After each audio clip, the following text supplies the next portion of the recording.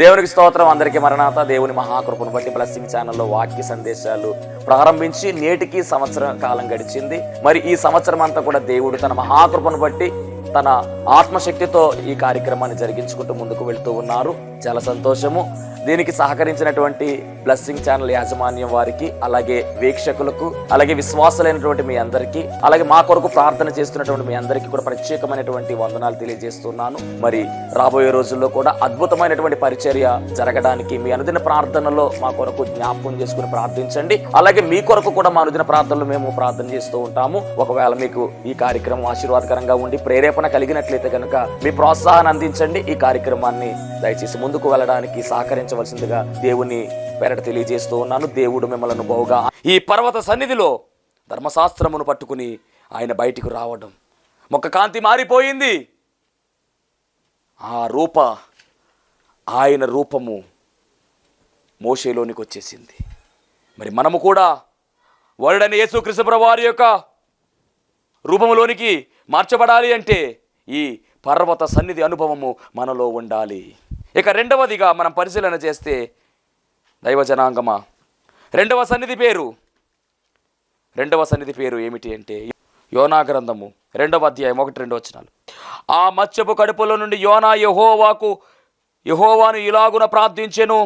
నేను ఉపద్రవములో ఉండి యెహోవాకు మనవి చేయగా ఆయన నాకు ప్రత్యుత్తరం ఇచ్చెను. పాతాళ గర్భములో నుండి నేను కేకలు వేయగా నీవు నా ప్రార్థన అంగీకరించి ఉన్నావు. ఈ సన్నిధి ఏమిటి అంటే ఇది ప్రయాణ సన్నిధి. మనందరికీ బాగా తెలుసు, యోనా గ్రంథము చాలా అద్భుతమైనటువంటి గ్రంథము. యోనా అనేటటువంటి ఈ దైవజనుడు మంచి ప్రవక్త, దేవుని పనివాడుగా దేవుని యొక్క కృపలో ముందుకు వెళుతున్నటువంటి ఈ దైవజనుడు యోనా. యోనా అనేటటువంటి మాటకు అర్థము గువ్వ అని అర్థము. ఒకరోజు దేవుడు యోనాకు చెప్పిన పని ఏమిటంటే, యోనా నీవు నినెవే అనే పట్టణానికి వెళ్ళు, వారితో ఒక ప్రకటన చెయ్యి.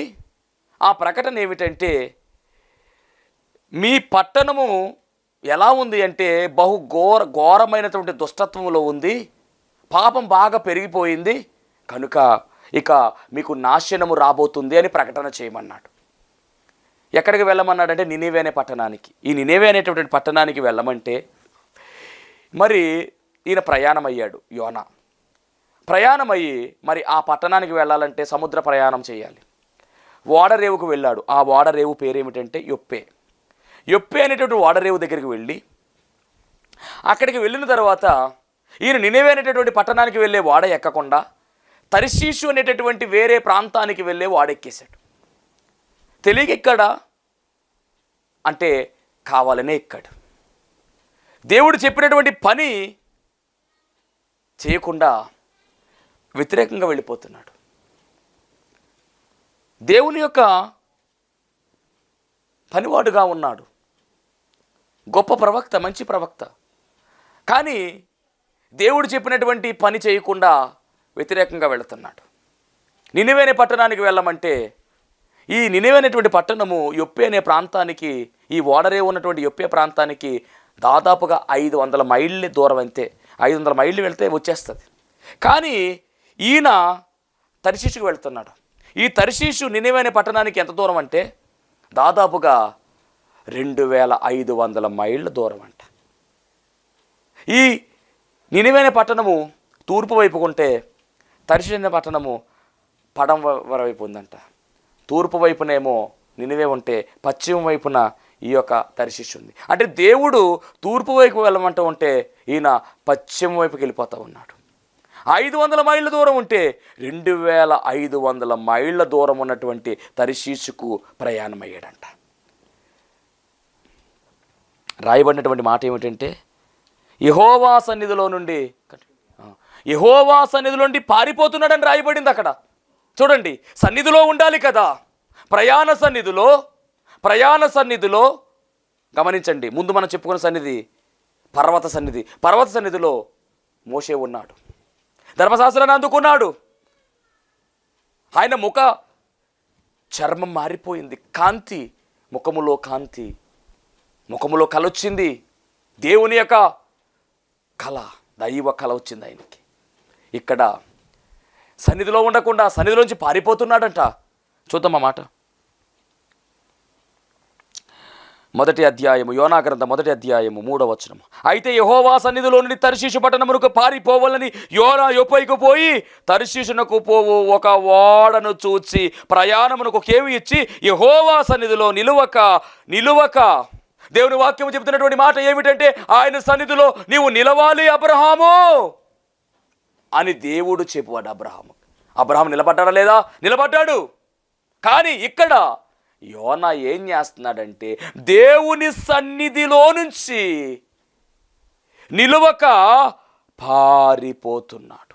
పారిపోవలనని యోనా ప్రయాణమయ్యాడు. దేవునికి స్తోత్రం. మీకు అర్థమవ్వాలి, పారిపోవాలని ప్రయాణమయ్యాడు. వేరే ప్రాంతానికి వెళ్ళాడు. చక్కగా వాడెక్కాడు. ఓడలో ఏం చేశాడంటే, ఓడ అమరాన్న కింద భాగము దిగువ భాగంలోకి వెళ్ళి చక్కగా నిద్రపోతున్నాడు. ఇక దేవుడు యోనాతో ఏమీ మాట్లాడలా. సముద్రముతో మాట్లాడాడు, గాలితో మాట్లాడాడు, తుఫానుతో మాట్లాడాడు. మొత్తం మీద సముద్రములో ఏమొచ్చిందంటే ఒక గొప్ప తుఫాను మొదలయ్యింది. అలలు కొడుతూ ఉన్నాయి. అలలు కొడుతూ ఉంటే నీరంతా కూడా షిప్లోకి వచ్చేస్తుంది, వాళ్ళలోకి వచ్చేస్తుంది. ఈలోపు ఓడ అలల చేత కొట్టబడి వెళ్ళిపోతూ ఉంది. భయంకరమైనటువంటి తుఫాను, భయంకరమైనటువంటి పరిస్థితి అక్కడ ఏర్పడింది. అలాంటి సమయంలో ఓడ నావికుడు కంగారు పడుతూ ఉన్నాడు. ఓడలో ఉన్నటువంటి వారందరూ కూడా మేల్కొన్నారు, కంగారు పడుతూ ఉన్నారు. వారందరూ కలిసి ఏం చేస్తున్నారంటే, ఓడ తేలిక చేయడానికి ఓడలో ఉన్న వస్తువులని బయట పడేస్తూ ఉన్నారు. కానీ ఈ యోనా ఓడ అడుగు భాగాన చక్కగా నిద్రపోతున్నాడు. ఈలోపు ఎంత చేసినా కానీ ప్రయోజనం లేదు. ఓడ నావికుడు ఓడ అడుగు భాగంలోకి వెళ్ళి చూస్తూ ఉంటే చక్కగా నిద్రపోతున్నటువంటి యోనా కనబడ్డాడు. ఈ ఓడలో ఉన్నటువంటి వారు సేవిస్తున్నటువంటి దేవుళ్లకు ప్రార్థన చేస్తూ ఉన్నారు. ఈ యోనా నిద్రపోతూ ఉంటే, ఈ నిద్రపోతా, ఇది నిద్రపోయే సమయమా? చాలా ప్రమాదంలో ఉన్నాం మనం. ఈ దేవుడిని ప్రార్థించు, ఒకవేళ ఏమైనా కనికరించి ఈ ప్రమాదం నుంచి బయటపడతామేమో ప్రార్థించు అని ఓడనావికుడు చెప్తూ ఉన్నాడు. ఈలోపు ఓడలో ఉన్నవారంటే కొంతమంది చీట్లు వేశారండి. చీట్లు వేస్తే యోనా పేరు వచ్చేసింది. అప్పుడు వాళ్ళందరూ కలిసి అడుగుతున్నారు, ఎవరు నువ్వు? నీ ఊరేంటి? ఎక్కడి నుంచి వచ్చావు? ఏం చేసి వచ్చావు? నీ వల్లే ఈ ఉపద్రవం వచ్చిందని తెలిసింది అని అడిగితే, అప్పుడు యోనా అంటున్నాడు కదా, నేను ఎబ్రీయుడను, సముద్రమునకును భూమికిని సృష్టికర్త ఆకాశమందుండు దేవుడై ఉన్న యెహోవా యందు నేను భయభక్తులు గలవాడనై ఉన్నాను. తన యొక్క విషయం చెప్తున్నాడు. నేను భయభక్తులు గలవాడనై ఉన్నాను ఆయన యందు. ఆయన ఎవరు అంటే, భూమికిని ఆకాశమునకును సముద్రమునకును సృష్టికర్త ఆయనే. ఆకాశమందున్నాడు ఆయన, సర్వ సృష్టికి సృష్టికర్త ఆయనే. ఆయన యందు భయభక్తులు కలిగిన వాడు నేను అని చెబుతూ ఏం చేశానో చెప్తున్నాడు చూడండి. తాను యెహోవా సన్నిధిలో నుండి పారిపోవచ్చున్నట్టు.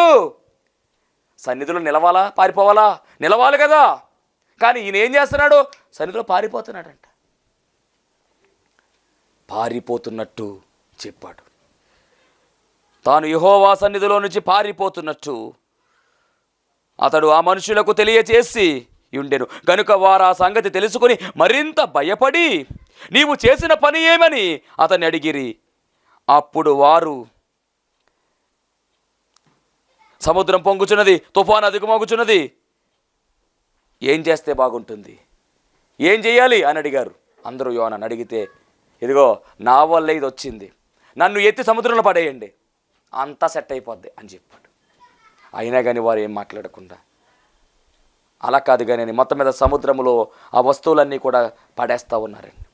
ఇక ఆఖరిగా ఏం చేశారంటే దేవునికి ప్రార్థించారు. అప్పటి వరకు వారు వారి దేవుళ్ళను ప్రార్థించారు, కానీ ఇప్పుడు వీళ్ళ వాళ్ళు మారిపోయింది. ప్రమాదం చూచారు. అప్పుడు అంటున్నారు, యెహోవా అనగా సర్వ సృష్టికర్త అయినటువంటి దేవునికి ప్రార్థన చేస్తున్నారు. నిజమైనటువంటి దేవునికి ప్రార్థన చేస్తూ ఉన్నారు. యెహోవా నీ చిత్త ప్రకారముగా నీవు దేని చేసితివి. చూడండి ఎంత బాగా చేస్తున్నారు ప్రార్థన. ఈ మనిషిని బట్టి మమ్మను లయము చేయకుందువు గాక, నిర్దోషిని చంపితిరన్న నేరము మా మీద మోపకుందువు గాక అని యెహోవాకు మనవి చేసుకొనిరి. అప్పుడు దాకా వారి ప్రార్థన వేరు, అప్పుడు దాకా వారి యొక్క ప్రార్థన వేరు. కానీ ఇప్పుడు ప్రార్థన మారింది. ప్రార్థన మాత్రమే కాదు, మారింది. నిజమైనటువంటి దేవుడు ఎవరో వారు గ్రహించుకున్నారు. ఆయన భూమికి, ఆకాశానికి, సముద్రానికి సృష్టికర్త ఆయన. సమస్తము కలుగజేసినది ఆయనే. నిజమైనటువంటి దేవుడు ఆయనే. కాబట్టి ఆయన వైపు తిరిగి మొర్ర పెడుతూ ఉన్నారు, ప్రార్థన చేస్తూ ఉన్నారు, మనవి చేస్తూ ఉన్నారు. అయ్యా మా తప్పిదము క్షమించు, ఈ ప్రమాదము తప్పాలి అంటే ఇదిగో ఈ యోనాని సముద్రంలో వేయాలంట.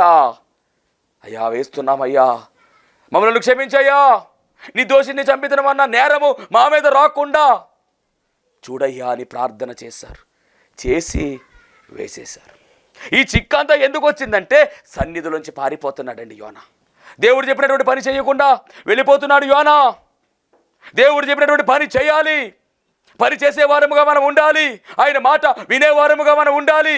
ఆయన మాట వింటే ఆశీర్వాదమని, ఆయన మాట వింటే దీవెన అని పరిశుద్ధ గ్రంథమైన బైబిల్ గ్రంథము చాలా స్పష్టముగా సెలవిస్తూ ఉంది. దేవునికి మహిమ కలుగునుగాక. మరి యోనా ఏం చేస్తున్నాడు? సన్నిధిలో నుంచి వెళ్ళిపోతున్నాడు.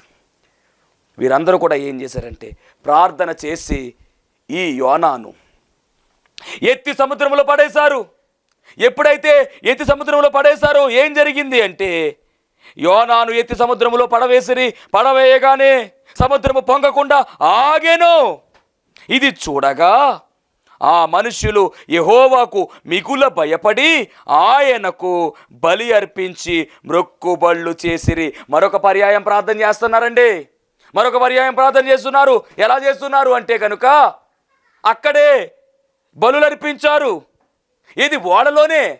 ఓడెక్కడుంది? ఓడెక్కడుంది? సముద్రం మీద ఉంది. ఓడ సముద్రం మీద ఉంది. ఓడలో వీళ్ళున్నారు, ప్రయాణములో ఉన్నారు. ప్రయాణములో ప్రార్థన చేశారు, ప్రయాణములో బలి అర్పించారు, ప్రయాణములో మ్రొక్కుబళ్ళు చేశారు. చూడండి ఇదంతా ఎందుకు జరుగుతుందంటే యోనా యెహోవా సన్నిధిలో నుంచి పారిపోతున్నటువంటి దానికి ఇదంతా జరుగుతుంది. ఏదేమైనా ఇప్పుడు గమనించండి, యోనా పారిపోతున్నాడు కనుకనే వీళ్ళు మారిపోతున్నారు. యోనా యెహోవా సన్నిధిలో పారిపోయాడు, అది వాస్తవమే, ఒప్పుకోవాలి. కానీ అన్యజనులుగా ఉన్నటువంటి వీరు, ఓడలో ఉన్నటువంటి వీరు మారిపోయారండి. ఎలా మారిపోయారంటే యెహోవా దేవుడే నిజమైన దేవుడు అని, ఆయన మాత్రమే దేవుడు అని, ఆయన మాత్రమే సృష్టికర్త అని, ఆయన మాత్రమే రక్షకుడని, ఆయన మాత్రమే దేవుడు అని వీరు గ్రహించుకున్నారు. ఎంత గొప్ప ధన్యత. అందుకనే ప్రార్థన చేశారు, మనవి చేశారు, మ్రొక్కుబళ్ళు చేశారు, బలిచ్చారు, మొత్తం మీద మారిపోయారండి. ఇప్పుడు యోనా గారి పరిస్థితి ఏమిటి? సముద్రంలో పడేశారు. సముద్రములో పడవేసిన వెంటనే దేవుడంట ఒక గొప్ప మత్స్యమానికి పని చెప్పాడు. వెంటనే ఆ మత్స్యం ఏమి చేసిందంటే, ఆ చేప ఏం చేసిందంటే యోనా గారిని మింగేసింది. ఈ యోనా 3 రాత్రింబగళ్ళు ఆ చేప కడుపులో ఉండిపోయాడు. యోనా దేవుని సందులోంచి పారిపోతున్నాడు. ఇప్పుడు యోనా ఎక్కడికి వచ్చాడు తెలుసా? మత్స్యము కడుపులోనికి వచ్చాడు. అనగా చేప కడుపులోనికి యోనా వచ్చేశాడు. వచ్చిన యోనా ఏం చేస్తున్నాడంటే ఆ మత్స్యము కడుపులో ఉండి యోనా యెహోవాకు ఇలాగు ప్రార్థించెను. ఈ విధంగా ప్రార్థన చేస్తున్నాడు. ఎలా ప్రార్థన చేస్తున్నాడంటే, నేను ఉపద్రవములో ఉండి యెహోవాకు మనవి చేయగా ఆయన నాకు ప్రత్యుత్తరం ఇచ్చెను. అబ్బా, అద్భుతముగా ప్రార్థన చేస్తున్నాడు. ఎక్కడ అంటే చేప కడుపులో. ఎందుకు చేప ఎక్కడ ఉంది? సముద్రం పైన కాదు, సముద్రము లోపల ఉంది. సముద్ర గర్భములో చేప ఉంది. సముద్ర గర్భములో చేప ఉంటే ఆ చేపలో, ఆ చేప గర్భములో యోనా ఉన్నాడు. ఇక భూమికి ఆకాశానికి సంబంధము లేదు. ఆయన సముద్ర గర్భములో, చేప గర్భములో ఉండి ప్రార్థన చేస్తున్నాడు. ఇదిగో గమనించు, ఏ సన్నిధిలోంచి అయితే యోనా పారిపోయాడో అదే సన్నిధి దేవుడు చేప కడుపులో ఏర్పాటు చేశాడు. వాక్యం వింటున్న దైవ జనాంగమా గమనించాలి. దేవుని సన్నిధిలో పారిపోయి ఉండొచ్చు అనేక మారులు, కానీ దేవుడు మరలా నిన్ను ఆ సన్నిధిలో నడిపించబోతూ ఉన్నాడు. నువ్వు అనేక సార్లు సన్నిధికి దూరంగా వెళ్ళిపోయి ఉండొచ్చు, కానీ దేవుడు మరలా సన్నిధిలో నిన్ను నడిపిస్తాడు. యోనా పారిపోతున్నటువంటి యోనా, కానీ దేవుడు తీసుకొచ్చి చేప కడుపులో సన్నిధి వేశాడు. చేప కడుపులో సన్నిధి వేశాడు. ఇప్పుడు ఈ చేప ఎక్కడ ఉంది అంటే సముద్రములో ఉంది. ఈ చేప ప్రయాణం చేస్తూ ఉంది. దీనికి దైవజనులు పెట్టిన పేరు ఏమిటి అంటే ప్రయాణ సన్నిధి. ఎంత అద్భుతమైన సన్నిధి అండి ఇది, ప్రయాణ సన్నిధి ఇది. చేప ప్రయాణం చేస్తూ ఉంది, యోనా కూడా లోపల ఉండి ప్రయాణం చేస్తూ ఉన్నాడు. ఈ ప్రయాణములోనే యోనా ప్రార్థన చేస్తూ ఉన్నాడు. ఎలాంటి ప్రార్థన అంటే ప్రసవ వేదన ప్రార్థన చేస్తూ ఉన్నాడు. అయ్యా నన్ను కరుణించు, అయ్యా పాతాళ కోపంలో నేను ఉన్నానయ్యా, పాతాళ గర్భంలో నుండి నేను నీకు కేకలు వేస్తూ మొర్ర పెడుతున్నానయ్యా అని ప్రార్థన చేస్తూ ఉంటే దేవుడు యోనా యొక్క ప్రార్థన మనవిని అంగీకరించాడు. ఎందుకంటే మన దేవుడు ప్రార్థన అంగీకరించే దేవుడై ఉన్నాడు. మనవిని వినే దేవుడై ఉన్నాడు. నిజముగా మర్రపెట్టు వారికి సమీపముగా ఉండేవాడై ఉన్నాడు ఆయన.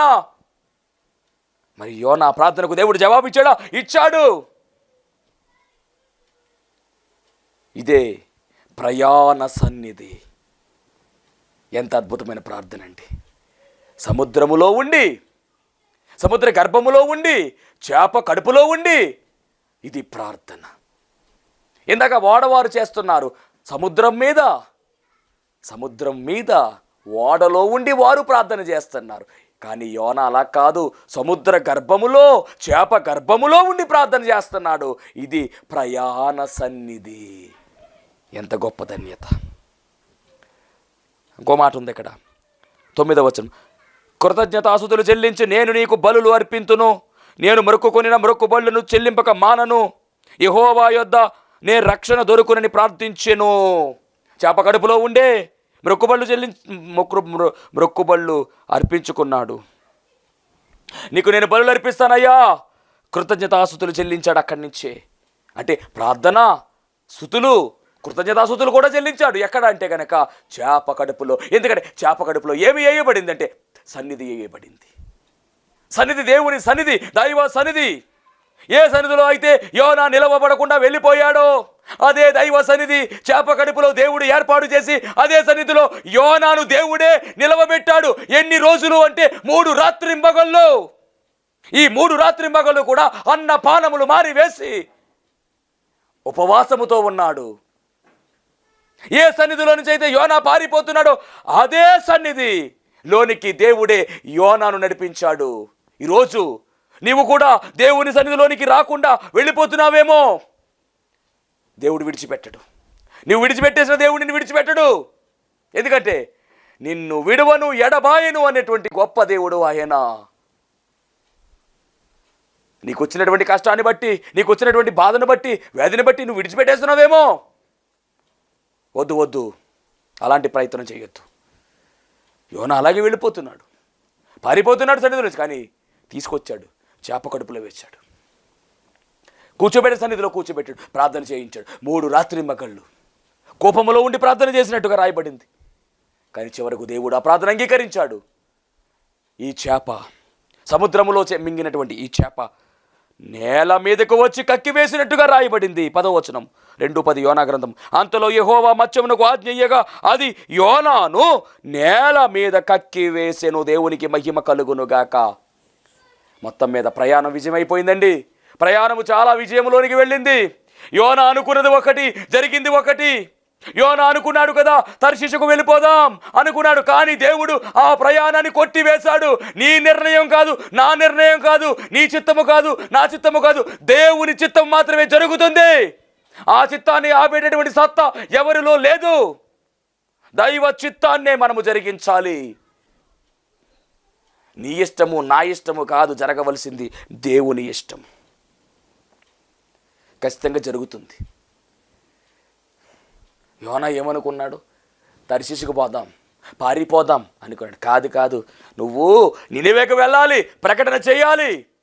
పారిపోతావా సన్నిధిలో నుంచి? ఇదిగో చేప కడుపులో సన్నిధి వేసేసాడు. అది జాగ్రత్త. ఏదైనా చేస్తాడు ఆయన, ఏదైనా చేయగలడు. ఎలాగైనా నడిపించగలడు నిన్ను, ఎలాగైనా మార్చగలడు నీ భర్తను.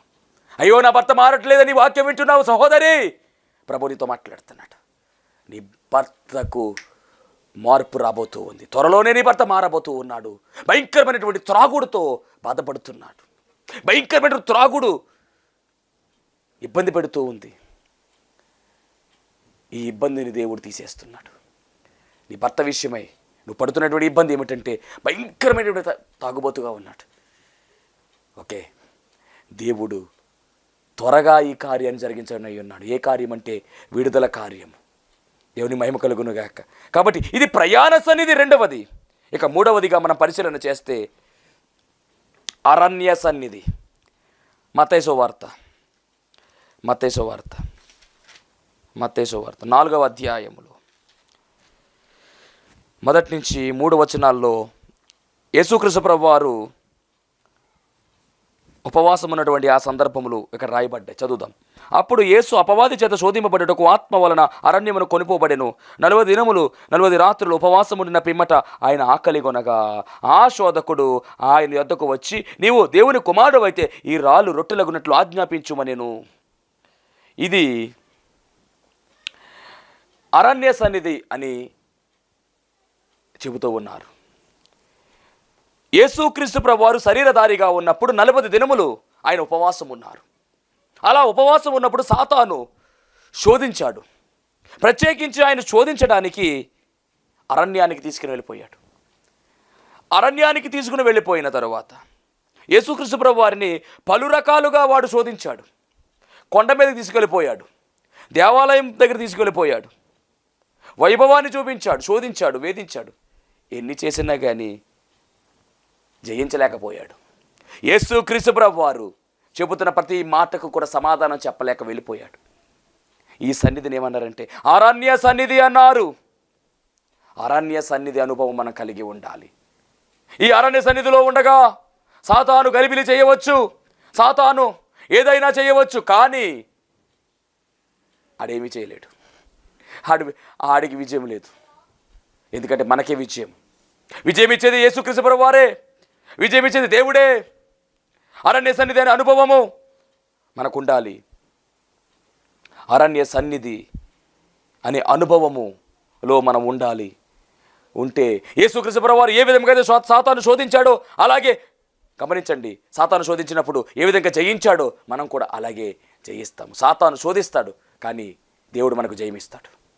ఇది అరణ్య సన్నిధి అనుభవం. ఇక 4వదిగా అపోస్తల కార్యగ్రంథం 10వ అధ్యాయం 1 నుంచి 3 వచనాల్లో రాయబడినటువంటిది 4వ సన్నిధి. చాలా అద్భుతమైనటువంటి మాట. అపోస్తల కార్యాలు 10వ అధ్యాయం. అపోస్తల కార్యాలు 10వ అధ్యాయం అనగానే మనకు జ్ఞాపకం వచ్చే వ్యక్తి ఎవరంటే కొర్నేలి. ఇటలీ పటాలం అనబడిన పటాలములో శతాధిపతి అయిన కొర్నేలి అను భక్తిపరుడొకడు కైసరలో ఉండెను. అతడు తన ఇంటి వారందరితో కూడా దేవుని యందు భయభక్తులు గలవాడయుండి ప్రజలకు బహు ధర్మము చేయుచు ఎల్లప్పుడూ దేవునికి ప్రార్థన చేయువాడు. పగలు ఇంచుమించు 3 గంటల వేళ దేవుని దూత అతని యొద్దకు వచ్చి కొర్నేలి అని పిలుచుట దర్శనమందు తేటగా అతనికి కనబడెను. అద్భుతమైనటువంటి మాట అండి. ఈయన కొర్నేలి ఇటలీ పటాలం అనబడినటువంటి పటాలములో శతాధిపతిగా ఉన్నాడు. గొప్ప దైవ భక్తి కలిగిన వాడు, భక్తిపరుడుగా ఉన్నాడు. దేవుని యందు భయభక్తులు కలిగినటువంటి వాడుగా, మధ్యాహ్నం 3 గంటలకు ప్రార్థన చేసేటటువంటి అనుభవం కలిగిన వాడుగా ఉన్నాడు. పగలు ఇంచుమించు 3 గంటలకు ప్రార్థన చేస్తూ ఉండగా దేవుని దూత వచ్చిందండి. కొర్నేలిని పిలిచి దూత చెబుతున్నటువంటి మాట, అందుకు దూత అంటుంది కదా, నీ ప్రార్థనలను నీ ధర్మ కార్యములను దేవుని సన్నిధికి జ్ఞాపకార్థముగా చేరినవి అని దూత చెబుతూ ఉందండి. అంటే ఈ సన్నిధి ఏమిటి అంటే గృహ సన్నిధి, దైవ సన్నిధి. గృహ సన్నిధి నీ జీవితంలో గృహ సన్నిధి అనే అనుభవం ఉండాలి. నీ ఇంటిలో సన్నిధి చేయాలి. ఇక్కడ సన్నిధి చేస్తున్నటువంటి వ్యక్తి ఎవరు అంటే ఈ ఇటలీ పటాలానికి శతాధిపతి అయినటువంటి కొర్నేలి యొక్క ప్రార్థనా విజ్ఞాపన యాచనలు దేవుడు అంగీకరించాడు, ఆలకించాడు, దూతను పంపించాడు. అయ్యా కొర్నేలి, నీ ప్రార్థనలు నా సముఖంలోకి వచ్చాయి అని దేవుడే సాక్ష్యం ఇచ్చాడు. కాబట్టి నీవు కూడా ఇంటి సన్నిధి, దాన్ని గృహ సన్నిధి మనం చేయగలుగుతున్నామా? ఈరోజు గృహ సన్నిధి మనం చేస్తున్నామా? ఇక 5వది మనం పరిశీలన చేస్తే గుహ సన్నిధి కలిగి ఉన్నాడు. ఎవరు అంటే మొదటి రాజుల గ్రంథం 19వ అధ్యాయము 8-9 వచనాలు మనం పరిశీలన చేస్తే గుహ సన్నిధి ఉంది. ఆ గుహ సన్నిధి ఏమిటంటే ఏలియా గారు చేసినటువంటి సన్నిధి. కాబట్టి నేను చెప్తున్నటువంటి మాట ఏమిటంటే సన్నిధి మనం చేయాలి, సన్నిధిలో మనం ఉండాలి. పర్వత సన్నిధి, ప్రయాణ సన్నిధి, అరణ్య సన్నిధి, గృహ సన్నిధి, గుహ సన్నిధి, ఈ సన్నిధి అనుభవాలు మనలో ఉండాలి. మనము సన్నిధిలో ఉండాలి. మనము సన్నిధిలో ఉంటే సన్నిధి మనలో ఉంటుంది. కాబట్టి నీ సన్నిధి నిలుపుము, నాలో నీ సన్నిధి నిలుపుము అని దైవజనులు చెప్పినటువంటి మాట జ్ఞాపకం చేసుకోవాలి. ఆపదలే ఏ వేళ నన్నావరించు చుండు, ఆపదలే ఏ వేళ నన్నావరించు చుండు, నీ సన్నిధి నాదాగు చోటని ఆతురత పడుచుండు, నీ సన్నిధి నాదాగు చోటని ఆతురత పడుచుండు, నీ సన్నిధి నిలుపు నాలో, నీ సన్నిధి నిలుపు, నీ ఆజ్ఞలనియు అనుసరించు ఆత్మను నాకిమ్మయ్యా, నీ ఆత్మను నాకిమ్మయ్యా. మహాపరిశుద్ధుడా, మహిమగల దేవ, ప్రేమస్వరూపి, దయగల యేసు క్రీస్తు ప్రభువా, నీ ఘనమైన నామానికి వందనాలు, స్తోత్రాలు, స్తుతులు చెల్లించుకుంటున్నాం. విత్తబడినటువంటి వాక్యము ద్వారా ప్రభువా, నీ సన్నిధిలో తండ్రి నాయన మేము నిలిచిపోయే ధన్యత మాకు దయచేయండి. నీ సన్నిధి మాలో నింపివేయమని, సన్నిధి అనుభవములో మమ్మల్ని నడిపించమని త్వరగా పెండ్లి కుమారుడుగా రానయ్యున్న యేసు క్రీస్తు వారి నామములో అడిగి వేడుకొనుచున్నాము పరమ తండ్రి, ఆమెన్. అందరికీ మరణాత స్తోత్రం. అందరికీ వందన మరణాత తెలియజేస్తున్నాను. మరణాత మహిమస్వరం అనే ఆధ్యాత్మిక కార్యక్రమాన్ని వీక్షిస్తున్న మీ అందరికీ కూడా మరొక పర్యాయము ప్రభు పేర వందన మరణాత తెలియజేస్తూ ఉన్నాను. మరి ఈ కార్యక్రమము ఎంతో ఆశీర్వాదంగా ఉందని, ఈ కార్యక్రమం ద్వారా ఎన్నో మేలు పొందుకున్నామని మరి మీరందరూ కూడా ఫోన్ కాల్ చేస్తూ ఉన్నారు. చాలా సంతోషము. ఎన్నో అద్భుత ఆశ్చర్యకార్యాలు దేవుడు ఈ కార్యక్రమం ద్వారా జరిగిస్తూ ఉన్నారు. దేవుని నామమునికి మహిమ కలుగునుగాక. మరి మీరు చూస్తున్నటువంటి ఈ యొక్క షెడ్ గురించి గతంలో మీకు చెప్పడం జరిగింది. యజమానుడు మరి దీన్ని బేరం పెట్టారని చెప్పేసి, దీన్ని తీసుకుంటే ఇక్కడ ఆరాధన జరుగుతుంది, లేకపోతే మనం బయటికి వెళ్ళాలనేటువంటి పరిస్థితిని మీకు చెప్పినందుకు చాలామంది మరి సహకరించారు. కొంతమంది మరి అమౌంట్ పంపించడం జరిగింది, అలాగే ప్రార్థన చేయడం జరిగింది. దేవుని మహాకృపను బట్టి పంపించినటువంటి కొంత అమౌంట్ మరి యజమానుడికి కట్టడం జరిగింది. ఇంకా చాలా అమౌంట్ మనము వారికి ఇవ్వాల్సి ఉంది. కనుక మరి ఈ కార్యక్రమాన్ని వీక్షిస్తున్నటువంటి మీకు ఎవరికైనా కనుక ప్రేరేపణ కలిగినట్లయితే కనుక మరి మీ వంతు సహకారాన్ని అందించండి. ఈ దేన సేవకునికి మీ యొక్క సహకారం అందించి ఈ సేవను మరి ముందుకు వెళ్ళేలాగా సహకరించవలసిందిగా ప్రభు పేరు తెలియజేస్తూ ఉన్నాను. మీకు ఎవరికైనా కనుక మరి ప్రేరేపణ కలిగినట్లయితే కనుక స్క్రీన్ మీద కనపడుతున్నటువంటి ఆ నెంబర్కి ఫోన్పే చేయండి, లేదా ఫోన్ చేసినట్లయితే కనుక నేనే స్వయంగా మాట్లాడతాను.